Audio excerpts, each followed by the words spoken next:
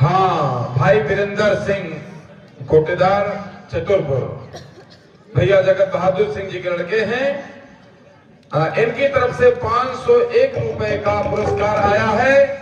हमारी समिति इन्हें बहुत बहुत धन्यवाद देती है और निरंतर इनके उन्नति की कामना करती है। बोलो सियावर रामचंद्र की। ये मनमोहनी, क्या कारण है, तुम बहुत उदास हो? स्वामी, यह सीता जब से लंका में आई है तब से हमारी बहुत हानि हो चुकी है। लंका जल गई, 2 पुत्र मारे गए और बहुत से राक्षस मारे गए।